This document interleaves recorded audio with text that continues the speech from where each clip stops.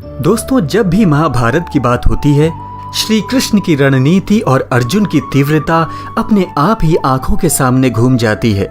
दोनों के बीच ऐसा तालमेल था जिसके परिणाम स्वरूप सभी कौरव पूरे महाभारत युद्ध के दौरान चैन की सांस तक नहीं ले सके। लेकिन कई बार ऐसे पड़ाव आए जब अर्जुन के सामने साक्षात मृत्यु खड़ी नजर आई, लेकिन श्री कृष्ण ने अर्जुन पर आंच तक नहीं आने दी।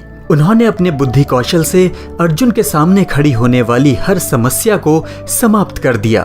लेकिन महाभारत युद्ध के पश्चात एक समय ऐसा भी आया जब श्री कृष्ण अपने सबसे प्रिय अर्जुन को मृत्यु के मुंह में जाने से नहीं रोक पाए और आखिरकार अर्जुन का सिर धड़ से अलग कर दिया गया।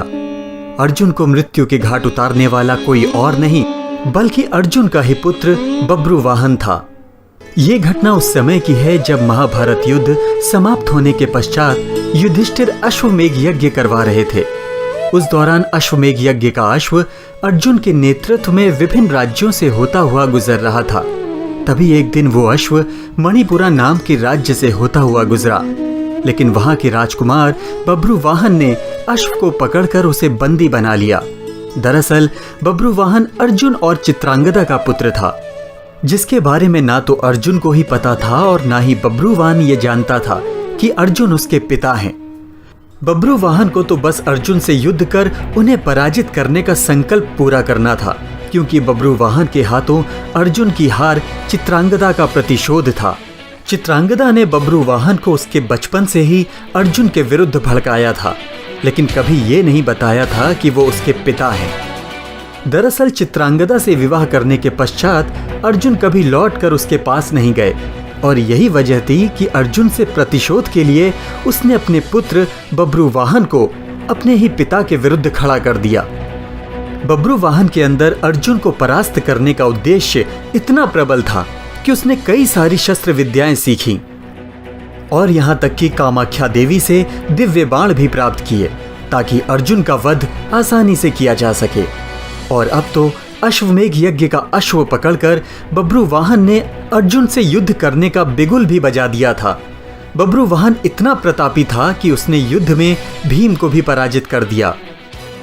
यहां तक कि कर्ण के इकलौते पुत्र वृषकेतु को भी मृत्यु के घाट उतार दिया। भीम के परास्त होने के बाद स्वयं अर्जुन को युद्ध भूमि में आना पड़ा। पिता और पुत्र के बीच भयंकर युद्ध होता है। बब्रुवाहन के लिए अर्जुन को हराना आसान नहीं था, इसलिए उसने कामाख्या देवी से प्राप्त दिव्य बाण को प्रत्यंचा पर चढ़ाया और देखते ही देखते अर्जुन का सिर धड़ से अलग कर दिया। चारों ओर सन्नाटा पसर जाता है। कृष्ण को जैसे ही ये बात पता चलती है, वो तुरंत द्वारिका छोड़ मणिपुरा के लिए निकल जाते हैं। मणिपुरा पहुंचते ही अपने प्रिय अर्जुन का सिर धड़ से अलग देखकर उनको गहरा आघात पहुंचता है और उससे भी ज्यादा ठेस तब पहुंचती है जब वो भीष्म पितामह की मां गंगा को अर्जुन की मृत्यु पर प्रसन्न होता हुआ देखते हैं। गंगा अर्जुन की मां कुंती से कहती हैं, अब रोना व्यर्थ है, अर्जुन को उसके कर्मों का फल मिला है। मेरा पुत्र भीष्म अर्जुन को अपने पुत्र के समान ही मानता था, उसे अपने पुत्र जैसा ही प्रेम किया, लेकिन फिर भी अर्जुन ने शिखंडी का सहारा लेकर मेरे पुत्र भीष्म का वध कर डाला। मैं भी ठीक वैसे ही रोई थी जैसे तुम आज अपने पुत्र के लिए रो रही हो। मैंने अपने प्रतिशोध का बदला ले लिया, क्योंकि जिस कामाख्या देवी के बाण से बब्रुवाहन ने अर्जुन का सिर धड़ से अलग किया है, वो मेरे द्वारा ही प्रदान किया गया था। प्रतिशोध की बात सुनते ही कृष्ण चौंक जाते हैं और गंगा से कहते हैं, आप किस किस से प्रतिशोध की बात कर रही हैं? बुआ कुंती से, अर्जुन से, या फिर एक माँ से? माँ कभी माँ से प्रतिशोध नहीं ले सकती, फिर आप कैसे एक माँ से प्रतिशोध ले सकती हैं? तभी गंगा कहती हैं, वासुदेव, अर्जुन ने मेरे पुत्र का उस समय वध किया था जब वो निहत्था था। क्या ये उचित था? अर्जुन का वध उसी के पुत्र द्वारा करा दिया। क्या मैंने गलत किया? मेरा प्रतिशोध पूरा हुआ वासुदेव, एक मां का प्रतिशोध पूरा हुआ।